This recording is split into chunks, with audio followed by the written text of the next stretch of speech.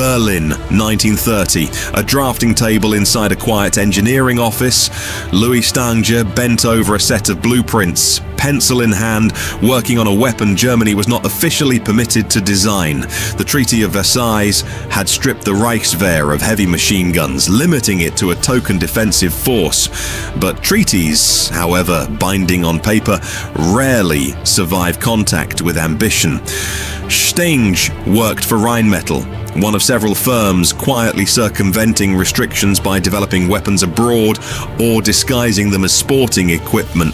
His task was to create something Germany's shattered army desperately needed, a machine gun light enough for infantry to carry and maneuver, yet powerful enough to anchor a defensive line the way the deadly MG-08 had done in the trenches of the previous war. That earlier weapon, the water-cooled MG-08, had defined the horror of 1914 to 1918. Mounted on heavy sled carriages, it had cut down entire waves of advancing soldiers at the Somme and Verdun, becoming, in the memory of a generation, the sound of industrialized slaughter itself. Germany's post-war planners understood something crucial. Whoever controlled the machine gun controlled the battlefield's rhythm. By 1932, Stange's design matured into the MG-13, a modest air-cooled weapon adapted from an earlier Dries pattern. It was imperfect. Its box magazine feed system clumsy compared to what would come later, but it represented something larger than its mechanical shortcomings. It was proof that German military planners were already thinking beyond Versailles, already preparing doctrine for a war most of Europe still hoped to avoid. When Adolf Hitler announced the treaty's military restrictions openly in March 1935, weapons like the MG-13 stepped out from behind the fiction of civilian equipment and into open rearmament. Reichswehr officers who had trained with these guns in secrecy now drilled openly, developing a doctrine unlike any other armies, one built not around the rifleman, but around the machine gun as the true center of the infantry squad. It was a philosophy that would soon demand a far more advanced weapon than the MG-13 could ever be. And in a testing ground outside Berlin, engineers were already sketching the outline of a machine that would change infantry warfare forever. 1934, a military proving ground near Suhl. An engineer named Heinrich Vollmer studied a weapon returned from testing, its receiver still warm from firing.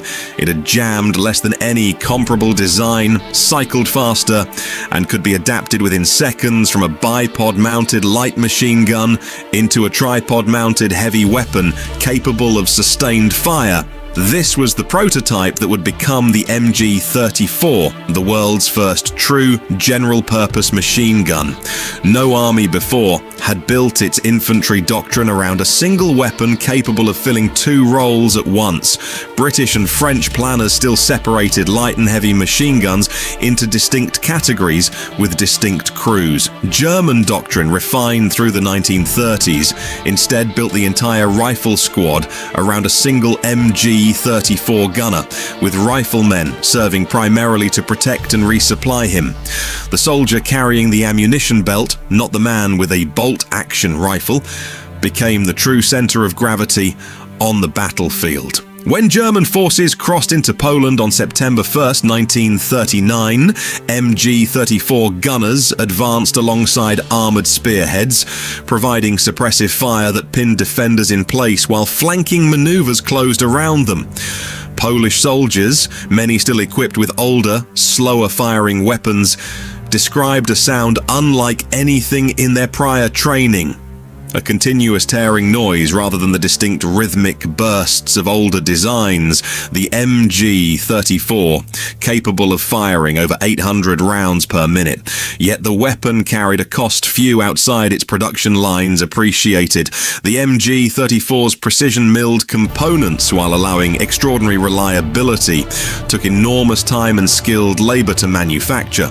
Germany's war planners, watching demand outstrip supply as the campaign expanded into France in May 1940, understood a hard truth. No matter how brilliant the design, a machine gun that could not be built quickly enough would eventually fail the army that depended on it. By the autumn of 1940, weapons designers back in Germany had already been quietly instructed to solve a problem that would define the next stage of the war: how to produce the same devastating firepower using half the time, half the machining, and materials that could survive the demands of a war now expanding toward the Soviet Union. Late 1941, a design bureau in Grossfuss, Saxony. Engineer Grunow and a small team pored over an unconventional approach, using stamped sheet metal instead of precision machined parts, a manufacturing method borrowed from consumer appliance production. Rather than traditional weapons engineering, it was a controversial gamble. Ordnance officers doubted a stamped metal receiver could withstand the violent stresses of automatic fire, but wartime necessity and the mounting losses on the Eastern Front following the invasion of the Soviet Union in June 1941 left little room for caution. German forces advancing toward Moscow that winter had discovered a battlefield unlike anything the MG-34 was designed for. Temperatures fell to -40 degrees Celsius. Fine machine tolerances that made the MG-34 so reliable in temperate conditions now caused it to seize when lubricant froze solid inside its mechanism. Soldiers reported guns that would not cycle, weapons abandoned in the snow, while Soviet counterattacks pressed forward around Moscow's outskirts in December 1941. The stamped metal prototype that emerged from Grossfuss addressed this crisis directly. Looser tolerances, deliberately built into the design, allowed the weapon to function even when caked with mud, sand, or ice. Its recoil booster system pushed the rate of fire to a staggering 1,200 rounds per minute, so fast that individual shots blurred into a single continuous tone, a sound soon nicknamed by terrified Allied soldiers as Hitler's Zipper for its unmistakable ripping cadence. Formally adopted in 1942 as the MG-42, the weapon entered mass production using automotive industry stamping presses rather than traditional gunsmith machining. A single MG-42 could now be manufactured in roughly half the time and at a fraction of the labor cost of an MG-34, allowing German factories to arm entire new divisions as the war ground into its most desperate and demanding phase. By the time the first MG-42s reached frontline units in North Africa and the Eastern Front that year, they arrived not simply as an improved weapon, but as the answer to a question the entire German war machine had been forced to confront: how to keep fighting a war of attrition against enemies who could outproduce Germany in nearly everything except this one deadly innovation. February 1943, the frozen ruins outside Stalingrad, a German MG-42 gunner, one of the few surviving members of his unit inside the shrinking 6th Army pocket, fired short-controlled bursts to conserve rapidly dwindling ammunition. The weapon's extraordinary rate of fire, once a battlefield advantage, had become a liability when supply lines could no longer keep pace with its appetite for cartridges. Soldiers trapped in the encirclement learned to fire in careful 2 or 3 round bursts, a discipline the weapons designers had never intended but which desperation now demanded. Elsewhere on the Eastern Front, MG-42 crews defending fixed positions discovered the weapon's true genius lay not in offense, but in defense. A well-placed gunner covering interlocking fields of fire with a neighboring position could break apart an entire infantry assault before it closed to grenade range. Soviet infantry doctrine, which relied heavily on mass frontal assaults, suffered catastrophic losses against positions anchored by MG-42 teams, forcing Red Army commanders to increasingly favor armor and artillery preparation before committing infantry to open ground. By the summer of 1943, as German forces gathered for the offensive at Kursk, MG-42 teams had become the backbone of every defensive line the Wehrmacht constructed. Bunkers, trench networks, and fortified villages were arranged specifically around interlocking machine gun positions, a doctrine that transformed retreat itself into a costly, grinding affair for the advancing Red Army. Yet the weapon's voracious ammunition consumption created a persistent strain on Germany's already stretched logistics network.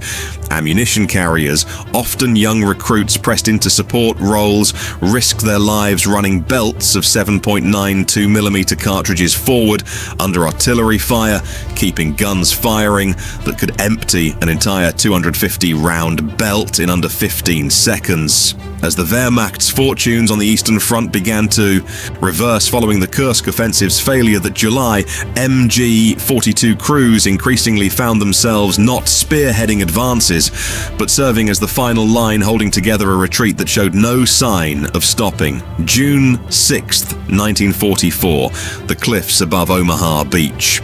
A concealed German position, manned by MG-42 gunners from the 352nd Infantry Division, opened fire on American soldiers wading ashore through the surf.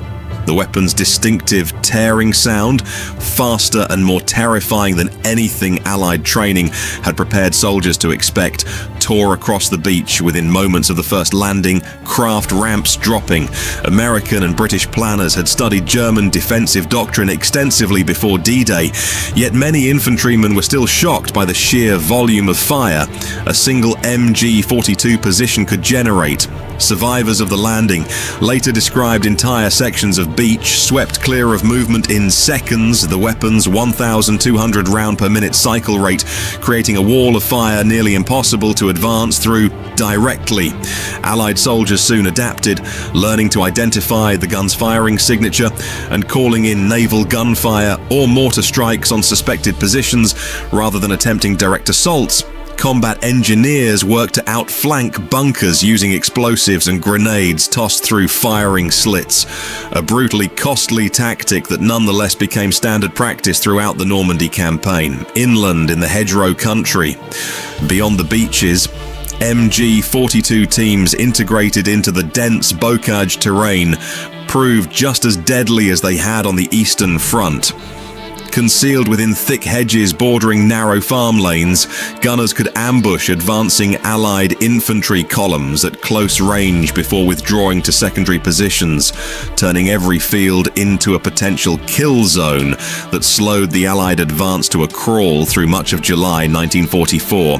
By August, as German forces began their retreat from Normandy following the collapse of the front near Falaise, MG-42 crews were increasingly tasked with rearguard actions, sacrificing themselves in small numbers to delay pursuing Allied columns long enough for retreating units to escape encirclement, a grim final duty for a weapon that had once symbolized offensive dominance. Winter 1944, the forests of the Ardennes. German infantry, advancing during the opening days of the Battle of the Bulge, carried MG-42s alongside a smaller, newer weapon many soldiers still viewed with curiosity, the MP-40 submachine gun, now standard issue for squad leaders, tank crews and paratroopers, requiring a compact, close-range weapon rather than a full-sized rifle or machine gun.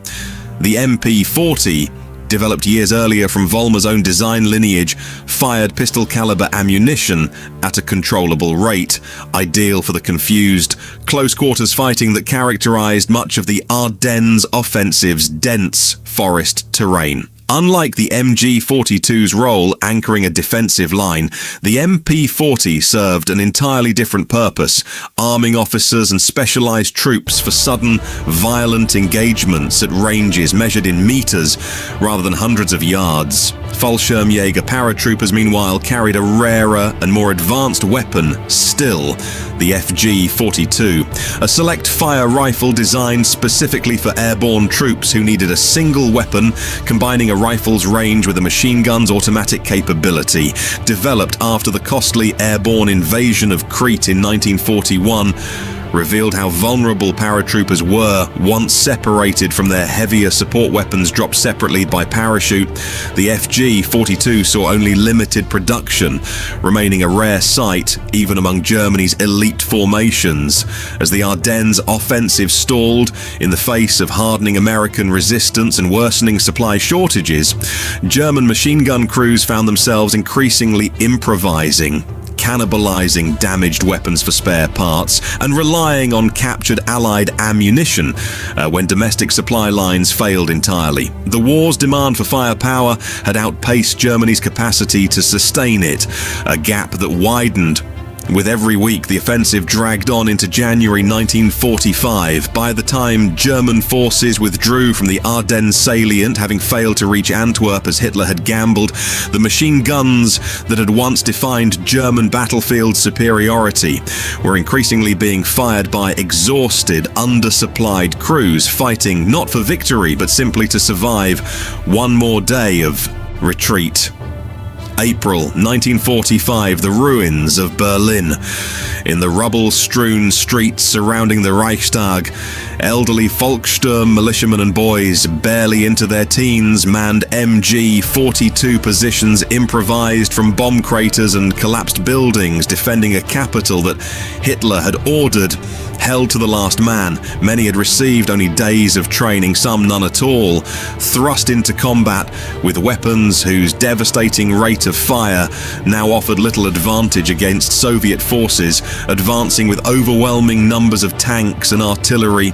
Ammunition shortages, chronic since late 1944, had grown catastrophic.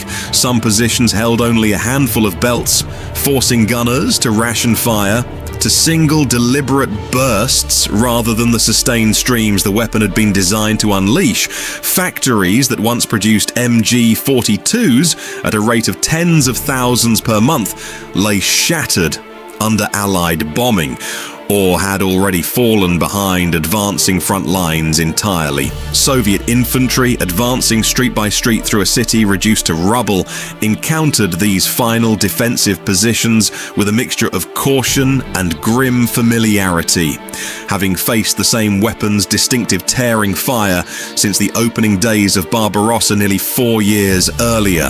Yet numbers, artillery, and total air superiority now overwhelmed what remained of Germany's once-feared machine gun doctrine. On May 2nd, 1945, Berlin's garrison surrendered, and the guns that had defined German infantry tactics since Volmer's prototype, first fired on a proving ground outside Seoul, fell silent across a continent in ruins. From the MG-08's trenches of an earlier war to the MG-42 positions defending a collapsing Reich, the machine gun had shaped German military doctrine more profoundly than any other weapon of the era, not through the courage or cowardice of any single soldier, but through cold mechanical logic that turned a handful of men with the right weapon into a force capable of holding or breaking an entire battlefield.